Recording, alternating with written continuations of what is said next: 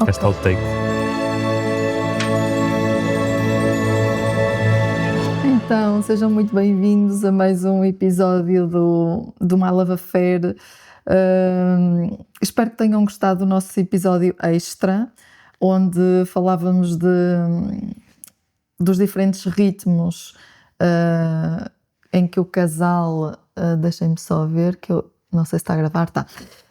Os diferentes ritmos em que o casal vai recuperando de gatilhos que vão acontecendo na relação, bem como o episódio anterior, que foi o episódio 2, onde o Nuno também falava da relação ser o palco ideal para o nosso crescimento individual. E hoje, no fundo, vamos apanhar esses dois momentos para trazer o tema do episódio 3, que vai ser um misto entre, efetivamente, a relação com a Mariana de desenvolvimento individual, os desentendimentos como oportunidades de crescimento e, obviamente, trazer aqui muito esta questão do que é que está por trás dos desentendimentos, que normalmente são gatilhos emocionais. É isto que vamos falar hoje, não é? É mesmo isto. Ok. Então, eu começaria, se calhar, por trazer... até quando falamos, aliás, como começamos no episódio 2, começamos por dizer que, fruto de um grande desentendimento, no fundo, entre nós, uma quase ruptura, ou uma ruptura mesmo, porque a ruptura é o que é, e às vezes não temos que fugir de ser. Então, fruto dessa ruptura mais forte na nossa relação, é que também depois foi possível construir a relação que temos hoje. E então, trazer esta noção de que muitas vezes, e eu própria em criança assistia aos meus pais a discutirem, e aquilo, claro que para uma criança é assustador ver os pais a discutir. E eu acho que todos nós crescemos um bocadinho com esta sensação de que nós não queremos discutir porque de alguma forma nos lembra algo difícil de digerir para nós enquanto crianças, que é enquanto crianças, quando vemos dois adultos a discutir, ainda por cima se esses adultos forem os nossos pais, nós sentimos muita insegurança e então vamos querer evitar isso a todo custo na relação. E o que é que vai acontecendo? Às vezes vão acontecendo pequenas coisas, que às vezes até não são tão pequenas quanto isso, podem ser grandes coisas, e nós vamos escalando com receio do desentendimento, outras vezes vamos escalando porque temos já um mecanismo de defesa, de adaptação que é dissociar, ou seja, fazemos de conta que não estamos ali, ou que aquilo não está a acontecer, ou que aquilo não está a ter um impacto tão grande. E no nosso caso, o que é que acontece? Para o Nuno havia mais essa questão de dissociar, ou seja, acontecer alguma coisa que eu pudesse fazer ou dizer que ele não gostava, e imediatamente havia aqui quase que como um congelamento, eu quase que diria mais do que um congelamento, uma dissociação. Ou seja, quase que se eu a seguir perguntasse, eu notava que havia algo diferente nele, e a seguir eu perguntava, está tudo bem? E ele dizia que sim. E eu achava que não. E ele depois, ao longo do tempo foi percebendo que nem ele se conseguia conectar com estar afetado com aquilo que eu estava a dizer. Sim, e partilho essa minha experiência porque também pode ser relevante para quem nos ouve. Não sei se isto é mais típico nos homens ou nas mulheres. Tenho visto alguns exemplos nos homens, que é, no meu caso, passava-se alguma coisa, ou seja, entre nós, e eu bom, agora sei, explicando, sendo simples nesta explicação, o que é que acontecia dentro de mim? Eu percebia que havia algo que não estava bem, mas eu não tinha a noção ainda, nessa altura, o que é que se passava. Então era mesmo era mesmo quase um shutdown, ou seja, só percebia que havia algo em mim que não estava bem. Ou seja, não conseguia, não falava, nem muitas vezes percebia, e aqui é repetir mesmo aquilo que estava a dizer há pouco, eu não percebia o que é que se estava a passar dentro de mim. E isto é muito complicado depois de gerir individualmente e na relação, porque se eu não estou a perceber o que é que está dentro de mim, eu estou dissociado. Eu estou dissociado e estou desconectado de mim, ou seja, desligo de mim. Se desligo de mim, desligo de ti. Depois, um segundo passo foi, a partir do momento em que, pronto, e isto foi também construído em relação. O segundo passo foi, a partir do momento em que a Ana me perguntava o que é que se passa, e já estava identificado isto, porque isto íamos falando entre nós, eu já percebia que havia alguma coisa, era quase, comecei a ficar curioso com o que se passava dentro de mim. O que é que se passará dentro de mim?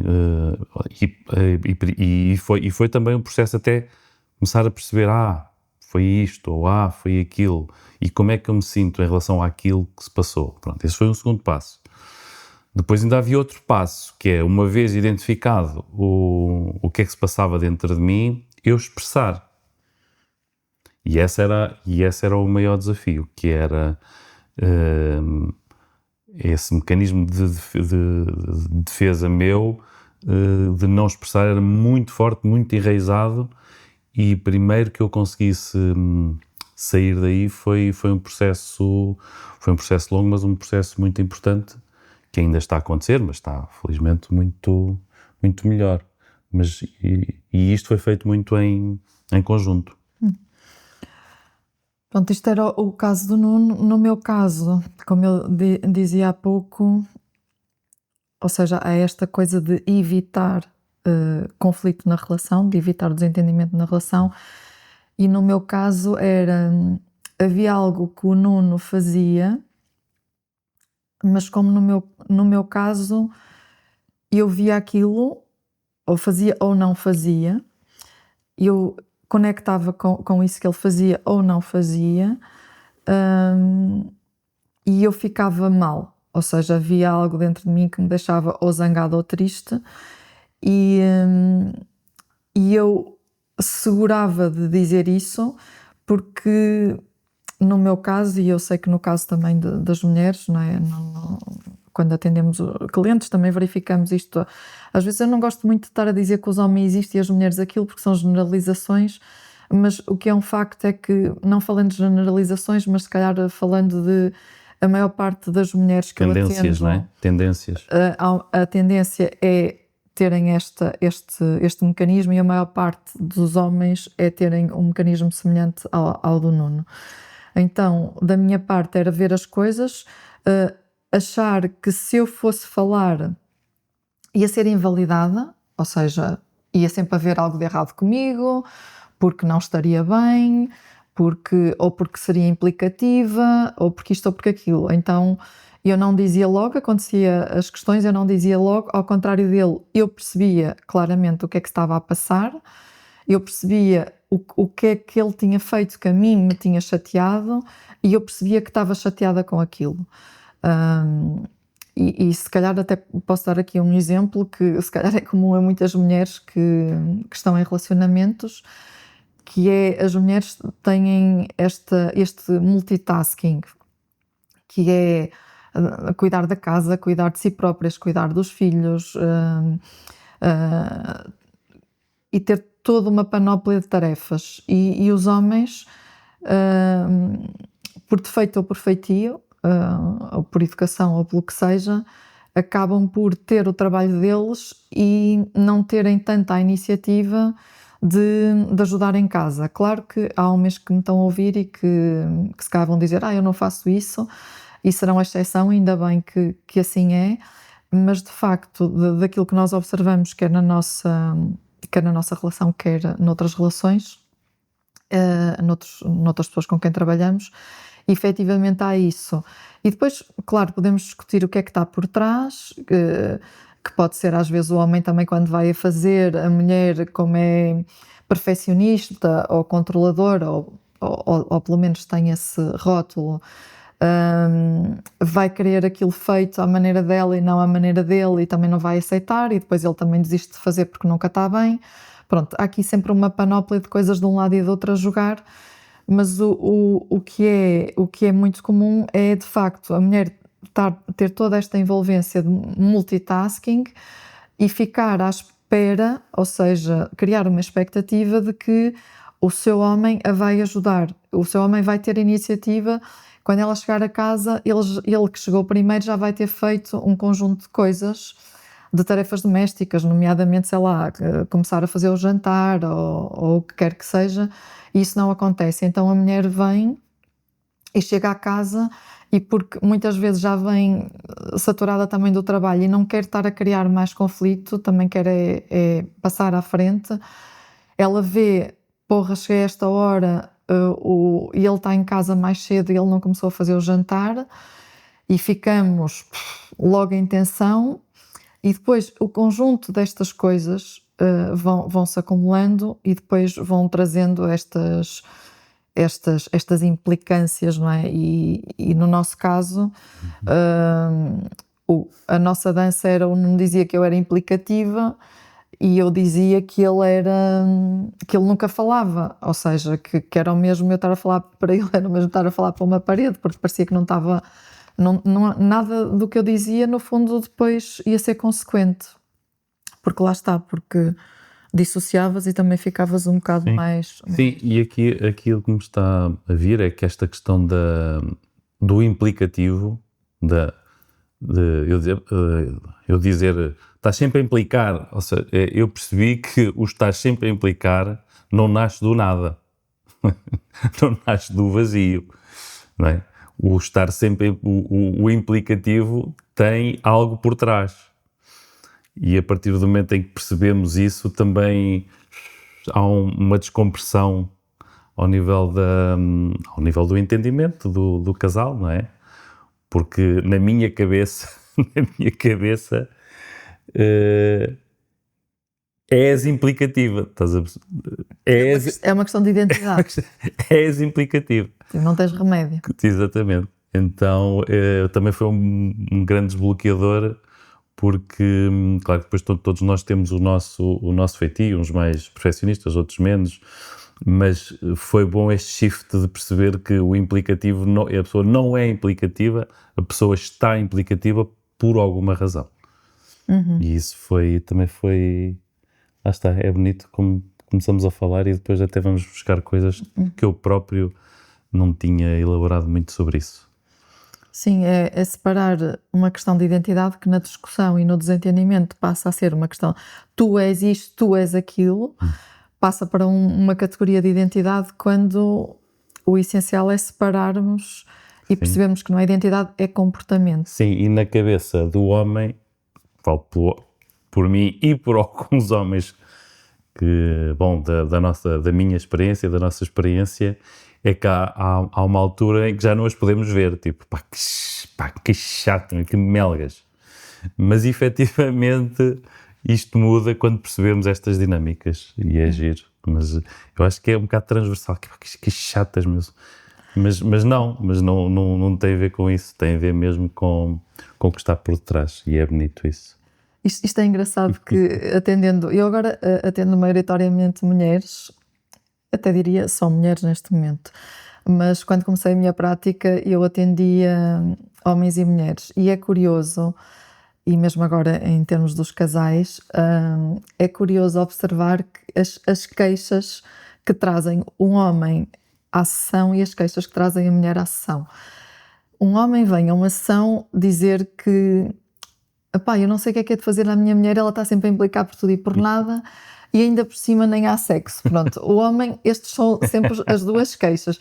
Vocês, por favor, ponham nos comentários, mandam mensagem, quem é que se está a identificar com isto, porque, pronto, mais uma vez é a tendência, e quem não se está a identificar também coloque nos comentários como é que ultrapassou, porque é sempre muito interessante saber outras perspectivas.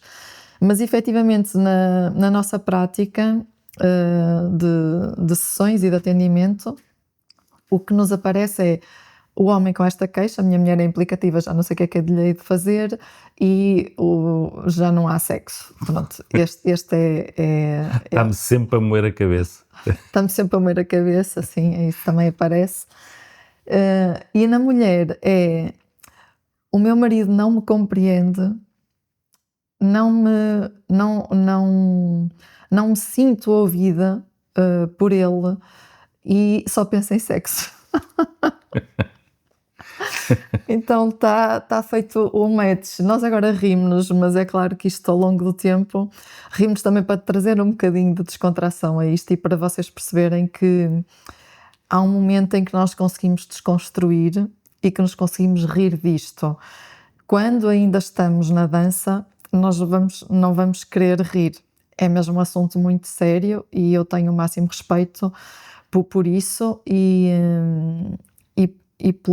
pelas pessoas que estão neste momento a atravessar por isso, por todas as mulheres que se sentem incompreendidas pelos seus maridos e por todos os maridos que se sentem julgados, criticados pelas suas mulheres e até rejeitados, porque o homem muitas vezes leva esta questão ou seja, é como se vão encontrar ao sexo o bonding, não é? Como é que eu digo isto? Sim, a ligação. A ligação emocional, porque ali eles não têm propriamente que falar. E a mulher muitas vezes precisa de falar, precisa da palavra, precisa do entendimento. E acaba por ser ali o sexo um bocado o escape para voltar a conectar o casal. Então, dito isto, o que é que acontece quando há desentendimentos, não é? Porque quando nós começamos uma relação, não há desentendimentos. Porque, sei lá, eu quero ir jantar ao sushi, ele quer ir jantar ao italiano e vamos resolver de uma forma muito simples. Tipo, olha, hoje vamos então ao italiano, ou vamos hoje ao sushi e a próxima vamos ao italiano, ou vice-versa. Então, nós, quando estamos no início da relação, nós nunca nos vamos chatear por causa disto, mas muitas vezes depois na relação vai haver qualquer coisa como é sempre o que tu queres, vamos sempre onde tu queres, nunca vamos onde eu quero. Então, no início da relação, digamos que há aqui, como estamos envoltos numa curiosidade mútua em conhecer o outro, é tudo novo, então parece que não estamos tão suscetíveis ao desentendimento. Não há tantos gatilhos, ou pelo menos conseguimos lidar com os gatilhos de uma forma quase imperceptível. Quase imperceptível. Agora temos ali o meu cão a guinchar e o Nuno está aqui um bocado distraído com ele, mas eu acho que não chega aí o som e estamos bem. Então, com isto do cão até me distraí. A questão do gatilho, ou seja, no início da relação não estamos tão suscetíveis ao gatilho, não quer dizer que eles já não estejam a existir. Sim, mas nos inícios normalmente não, porque... Mas nós ignoramos, nós queremos, temos uma decisão consciente de ignorar. É aquela coisa, há uma coisa típica de, por exemplo, numa interação qualquer, eu estou com o meu namorado e ele falou de uma forma ríspida, por exemplo, numa loja para uma vendedora. E ele é tão querido, sempre a falar, como é que ele de repente falou assim? Então fica ali logo aquilo. E são as chamadas red flags, não é? Nós não vamos falar em gatilhos quando estamos numa primeira fase de namoro, mas é muito comum falar em red flags. Há uma red flag, mas como nós estamos enamorados, então tendemos a transformar as red flags em yellow flags, green flags ou alguma coisa que vai passar. Ele só estava mal disposto, aconteceu porque houve um contexto para acontecer.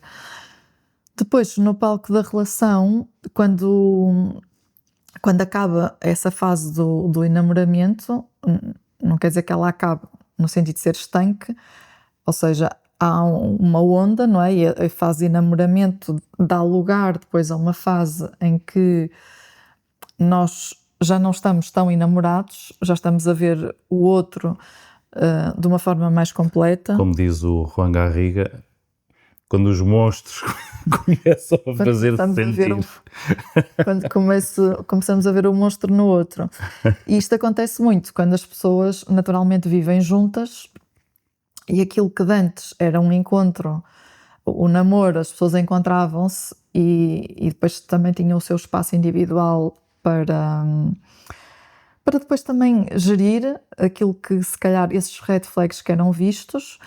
Depois quando estamos juntos, esses red flags tornam-se coisas que tendencialmente nós queremos mudar no outro. E queremos mudar no outro porquê? Porque é algo que a nós nos ativa. E aqui vem o conceito do gatilho. Não é? Então o gatilho, se formos a ver, é algo tão insignificante, porque o gatilho está onde? O gatilho está numa arma. E reparem, a arma, se não tiver munição, o gatilho é a parte mais pequenina da arma. Então eu posso pressionar o gatilho, se não tiver munição não acontece nada, simplesmente se calhar dá um estalinho e não há questão de maior, mas o problema é quando a arma tem munição e efetivamente o gatilho é premido e essa munição é disparada. E o que é a munição da arma? É o conjunto de experiências emocionais anteriores a eu estar com esta pessoa, anteriores de relações amorosas anteriores, de relações não amorosas, do desenvolvimento infantil, da relação que nós mantínhamos com os nossos pais, com a família.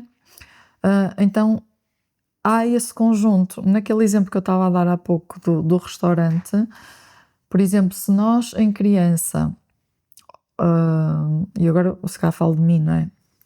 Eu em criança não me era dada muita voz ativa, em criança e em adolescente e até já em relacionamentos, já na idade adulta. Eu sentia que a decisão estava sempre no outro, ou seja, eu podia querer uma coisa, mas se o outro não validasse, eu iria me sujeitar àquilo que o outro queria, ou seja, o que é importante é que o outro esteja bem, porque se o outro estiver bem, eu vou estar segura. Então, isto ao longo do tempo cria uma situação de que quando eu quero escolher alguma coisa e, por exemplo, o Nuno não quer aquela coisa, para mim, como eu já venho com o rol de nunca poder escolher, de repente aquilo é um trigger para mim, que é, mas porquê é que eu não posso escolher? Mas porquê é que tem que ser como tu queres? E naquele momento ele só está a dizer uma coisa simples, tipo, olha, eu prefiro isto assim do que assado. E dispara todo um conjunto de emoções dentro de mim, lá está, dispara.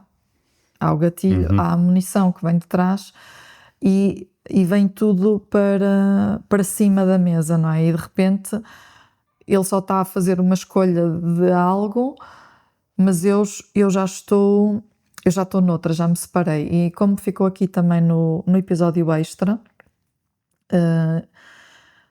que esse episódio extra só está no Spotify porque ele é só áudio, que foi um mini podcast que nós gravamos quando estávamos em Barcelona, aconteceu exatamente isso, ou seja, quando no exemplo que nós criamos o grupo do Telegram e o Nuno quis criar o grupo do Telegram, criamos o grupo do Telegram, mas depois ele não estava a querer ir gravar, e que eu no fundo fui para um estado de ficar pendurada, tipo, deixaste-me pendurada. Do lado do Nuno a experiência era, ele não estava a lidar bem com a exposição e então o ele não querer gravar não tinha nada a ver comigo, tinha a ver com uma experiência interna que ele estava a sentir, só que o ele não querer gravar para mim ou seja, se eu não tivesse munição, eu iria para o lugar de ok, então fala mais sobre isso, porque é que não estás a querer gravar, o que é que está a acontecer para ti, tínhamos decidido, estavas tão contente, foi uma decisão tão, pronto, tomada de uma forma consciente, o que é que está a acontecer agora para ti? Mas para mim, como havia munição, ou seja, ele podia ter esse gatilho, mas ser inócuo, se não houvesse munição, mas para mim, como havia munição para trás, eu fui para um lugar de, meu Deus, ele está-me a pendurar, ele disse-me que sim e agora está a dizer que não. Ou seja, ele não é confiável. E pronto, isso na minha história aconteceu imenso.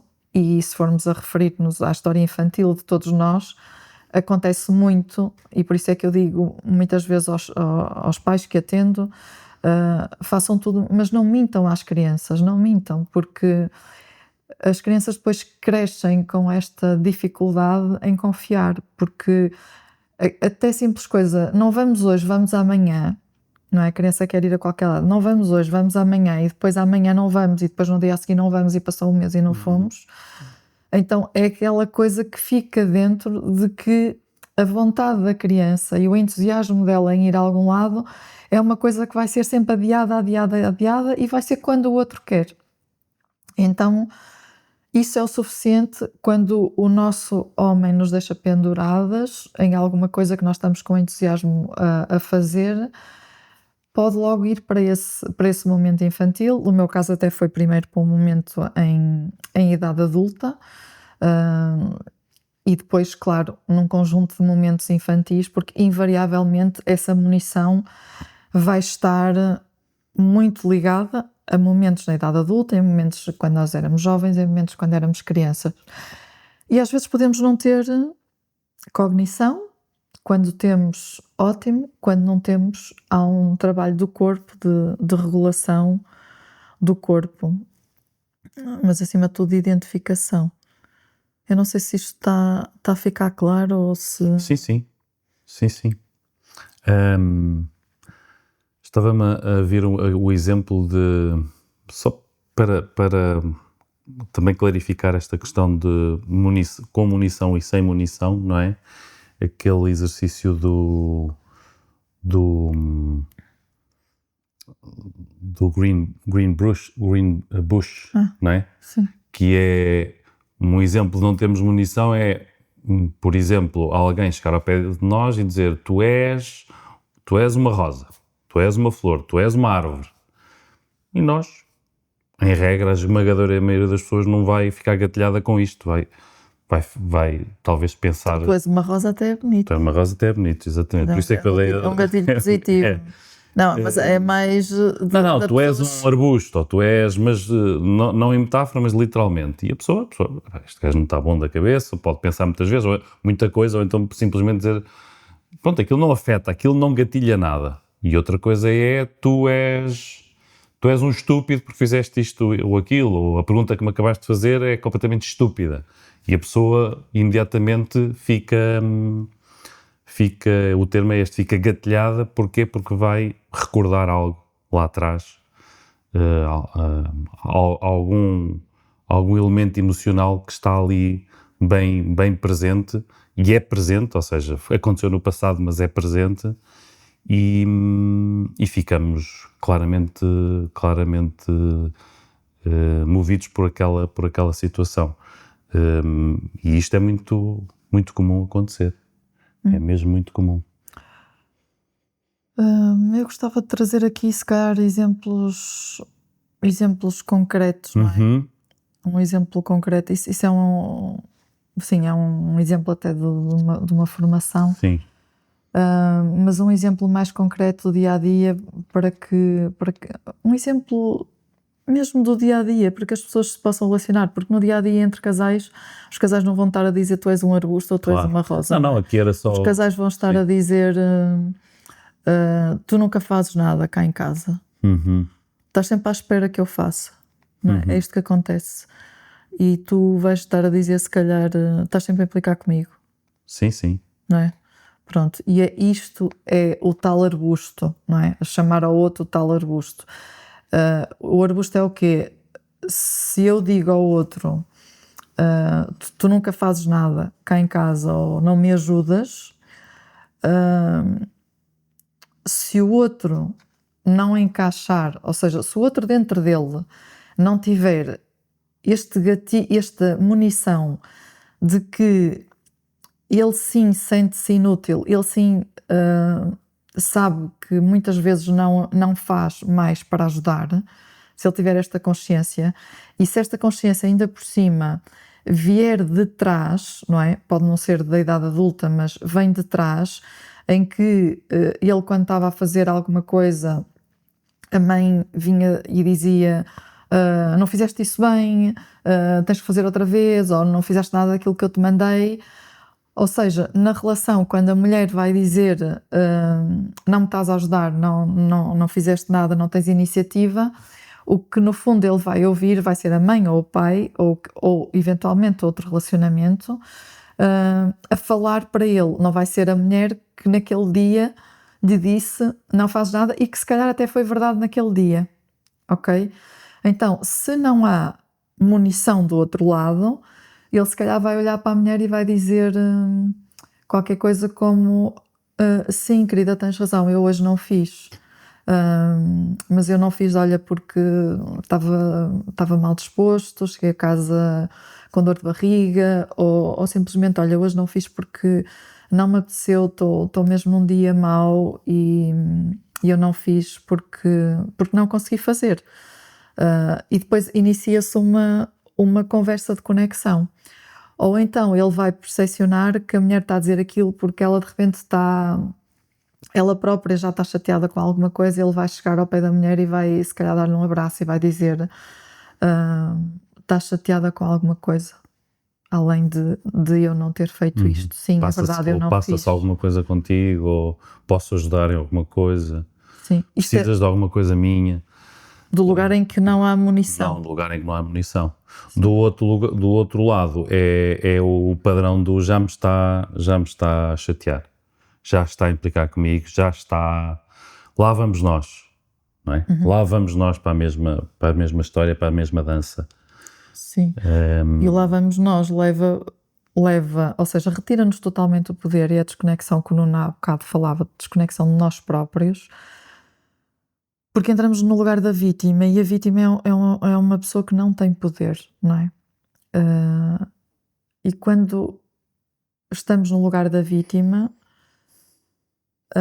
e lá está, nós não somos nenhuns supra-sumos, isto vai acontecer. Eu, ainda em maio, quando fui para Barcelona, eu fui para o lugar da vítima.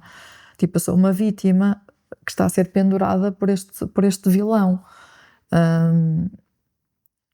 E no fundo este lugar da vítima leva-nos numa jornada da vítima ao Criador, não é? Que é uma jornada em que eu identifico, ok, qual é o aspecto de mim qual é a emoção que isto me está a gerar e o quão conhecido isto é para mim, e inicio essa jornada dentro de mim e vou identificar o momento em que, ou momentos, vários momentos da minha vida em que eu me senti pendurada por parte de pessoas que eu gostava e que esperava que estivessem entusiasmadas tanto quanto eu. E ao visitar esses momentos, eu vou dar amparo a essa Ana desses momentos. Vou dizer algo como: eu estou aqui para ti, e nesse momento sim, tu ficaste pendurada, e nesse momento sim, ficar pendurada foi o que melhor te serviu, foi o que melhor te protegeu, porque aquilo que é hoje algo que nos faz trigger, num momento lá atrás, e que nos leva a esse momento lá atrás, melhor dizendo, aquilo que é hoje algo que nos faz trigger é esta oportunidade, o trigger é esta oportunidade de nos colocar neste caminho, através da emoção que eu estou a sentir em função do trigger, colocar neste caminho de ir fazer uma viagem e saber onde é que esta emoção aconteceu e conseguir separar a emoção do momento presente com a história antiga, não é? E ao chegar a essa história, em vez de olhar para nós de uma perspectiva totalmente desempoderada, tipo, pois é, eu neste caso fiquei pendurada, esta pessoa deixou-me pendurada, eu fico sempre pendurada. Não, é olhar para lá e olhar nos olhos, neste caso olhar nos olhos dessa Ana que ficou pendurada, olhar para o contexto dela e conseguir perceber: oh meu Deus, claro que sim, claro que naquele contexto o melhor foi ela ter ficado pendurada, o melhor foi ela ter aceito ficar pendurada e honrar essa escolha. E honrar essa escolha é integrar essa emoção, Porque no fundo o que acontece é que essas emoções do passado e essas escolhas do passado estão ali à espera de serem validadas. Porque, e isto, o trigger vai sempre suscitar uma ferida, e a ferida, acima de tudo, é o quê? É algo que está à espera de ser validado, é algo que aconteceu connosco, que nós na altura não sabíamos que estávamos a fazer o melhor, fizemos o melhor que achávamos que o melhor que seria dentro daquilo que conseguiríamos fazer naquele momento,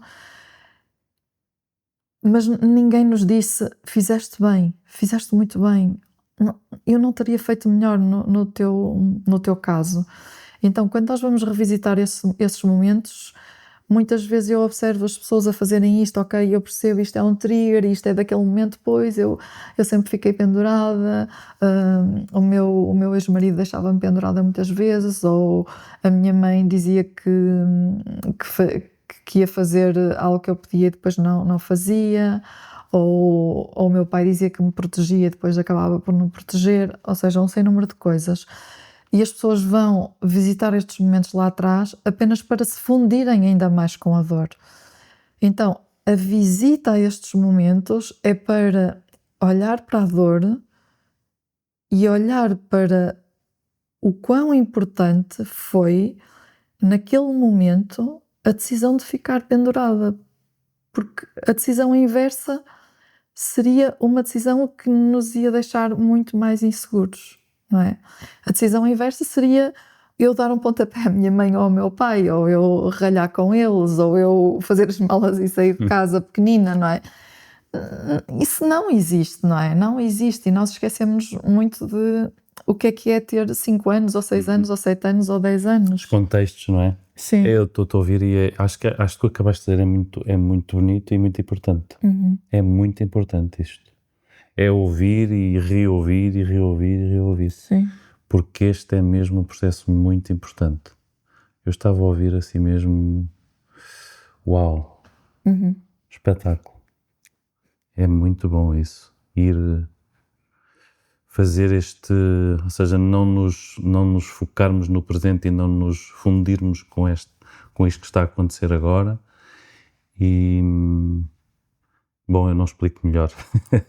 E gostei dessa linha que desenhaste uma linha com a mão e ir lá atrás ao encontro desse evento e percebermos que fizermos o melhor. A decisão naquele contexto foi a melhor possível. Sim, e nem é melhor, não podia ter sido outra. Exatamente.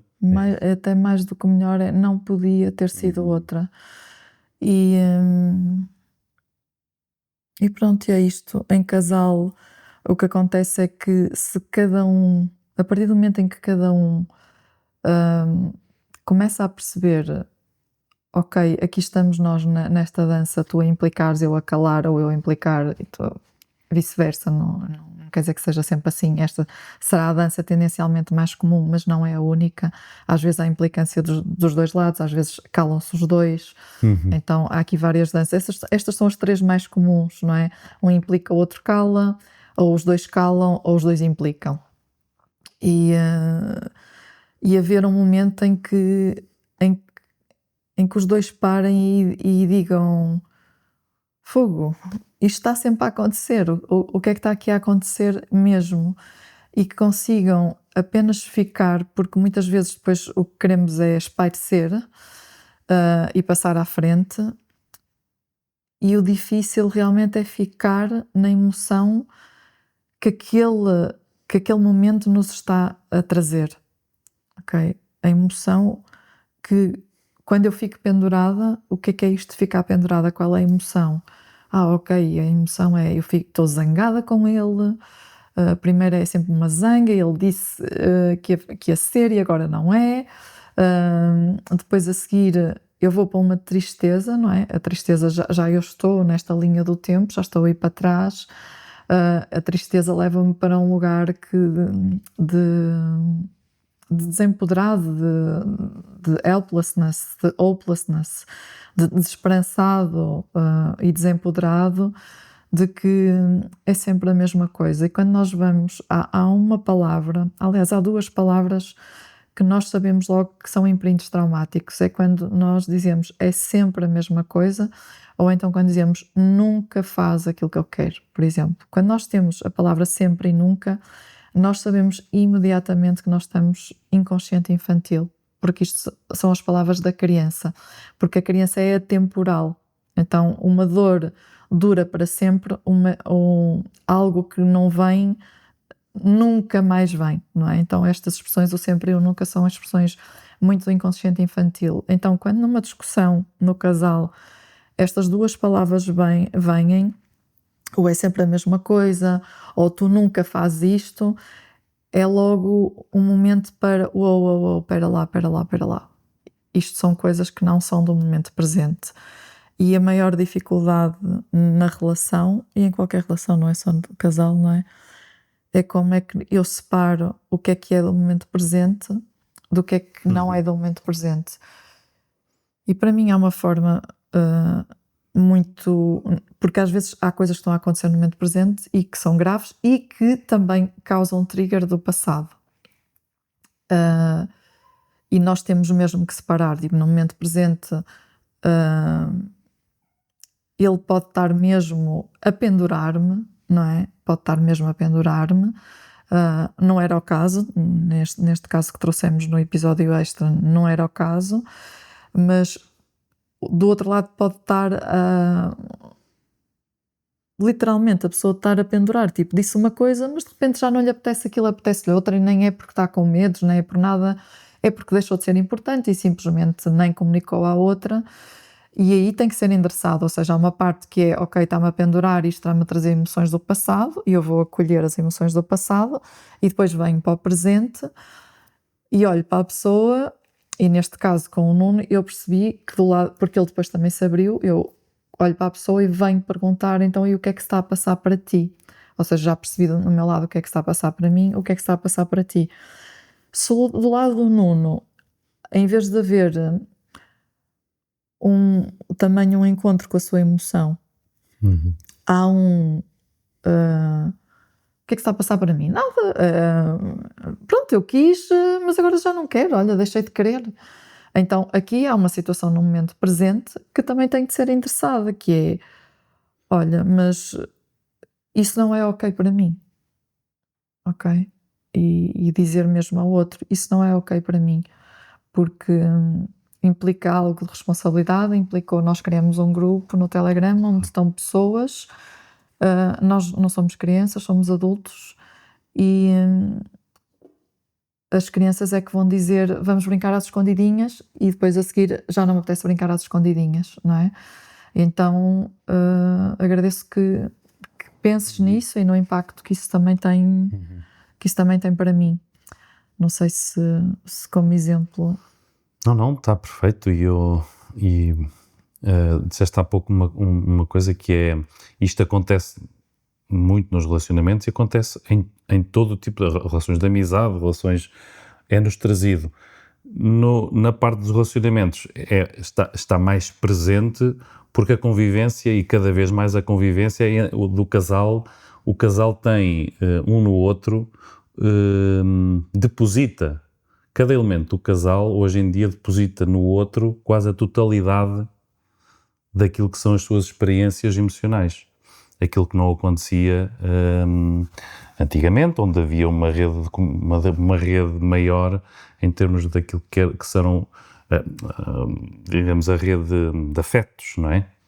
Havia os pais, havia os tios, havia os primos, havia os vizinhos, havia... E isto cria uma pressão, uma pressão grande e extra na relação conjugal. O casal está muito encerrado em si mesmo hoje em dia por força da realidade da vida que temos, não é? E esse é mais um desafio que o casal enfrenta. E sim, e estas coisas são trazidas, é quase como esta questão do outro espelhar as minhas próprias questões emocionais é quase uma criação, Sim, não uma é? cocriação. É quase uma cocriação que fazemos, é quase não, eu uma cocriação. vejo como uma cocriação e a Ana também vemos aí, partilhamos os dois desta perspectiva, que é o outro é o espelho, o outro só espelha as minhas questões emocionais. É o que o outro E está a mais fazer. do que espelha, dá-me a oportunidade de eu sentir essas munições e ir fazer este trabalho de reparação que eu estava a falar há pouco. Uhum.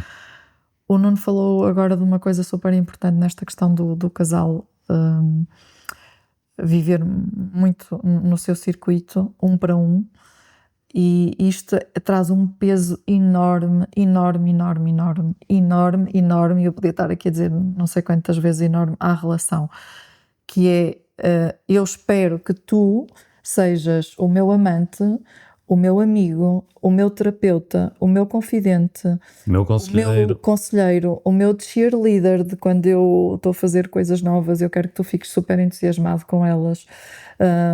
Quero que sejas o ombro onde eu posso chorar, então está tudo aqui. Isso também foi uma coisa que a nós, a mim em particular, me ajudou bastante. E eu sei que para os homens, não é? Isto é mais difícil porque as mulheres. Não é tão comum, não é que seja difícil, não é tão comum. Felizmente já se começa a ver cada vez mais também homens a juntarem-se, mas isto é mais comum nas mulheres. As mulheres mais facilmente falam com uma amiga de coisas importantes e internas da relação do que o homem vai falar, não é? E o que aconteceu no meu caso foi que efetivamente quando a nossa relação atingiu este ponto de ruptura, nós só mais tarde concluímos isto, foi o que estava a acontecer para nós é que nós estávamos a ser muito isto um para o outro, ou seja, não havia quase estas outras figuras, não é?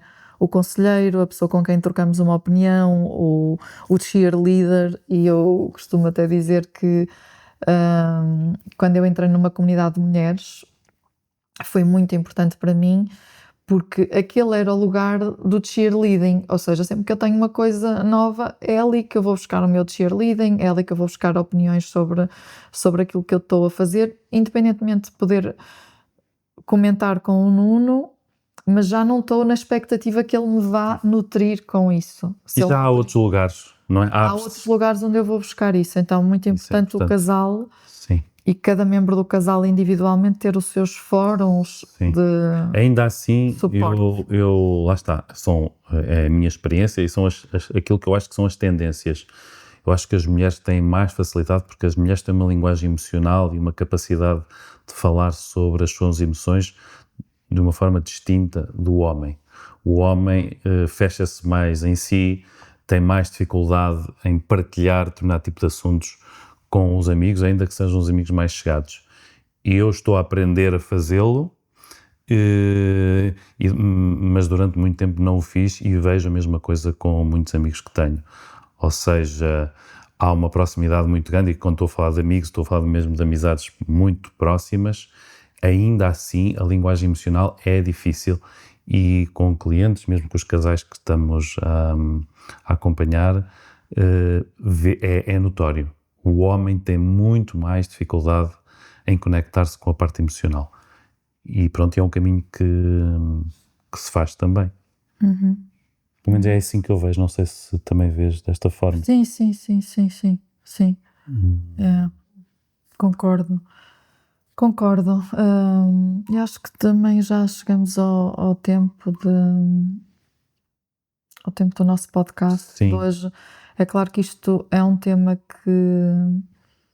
que certamente iremos voltar e eu diria que até continuar no próximo episódio, consolidar e trazer se calhar no próximo episódio mais como é que estas questões que falamos hoje depois refletem-se na intimidade. Portanto, que é um tema.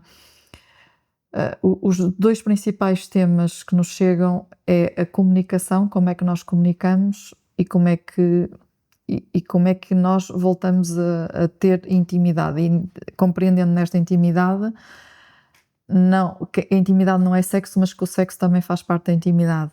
E se calhar no próximo episódio falar um bocadinho mais sobre isto. Hoje falamos aqui um bocadinho mais, e agora só fechando aqui a questão dos desentendimentos que normalmente têm a ver com gatilhos, com triggers de algo que está no passado, e realmente a relação a este palco do crescimento. Porquê? Porque ao esta pessoa ou esta pessoa trazer a esta pessoa um gatilho, possibilita que a pessoa faça o tal caminho, não é? Ter ferramentas, claro que temos que ter ferramentas para isto. No início é muito difícil fazer sozinhos, gente. Não digo que, que seja impossível, certamente não será. Agora que é muito mais difícil e moroso fazer sozinho, nós os dois, foi muito com a ajuda de terapia que fizemos. Portanto, este caminho de identificar a emoção, porque nós normalmente identificamos um estado, não é? Estou pendurada, não é? Mas, ok, qual é a emoção? Porque o estou pendurada não me leva na viagem, não me dá direito a bilhete do vai e vem para ir ao passado. Então, o bilhete do vai e vem quando eu identifico a emoção que está por trás desse estou pendurada, vou lá atrás, percebo como é que lá atrás pendurada me serviu e foi a coisa mais incrível, topo de gama que eu pude fazer, e como é que agora eu posso ter uma nova escolha, uma nova ação perante agora no momento presente. Então isto acontece no palco da relação, e eu, ao fazer isto, estou a ter um crescimento individual, que depois, ao possibilitar esse crescimento individual, há uma reconexão comigo própria, e depois há uma possibilidade de conectar com o outro e ir perguntar ao outro o que é que está a acontecer para ti.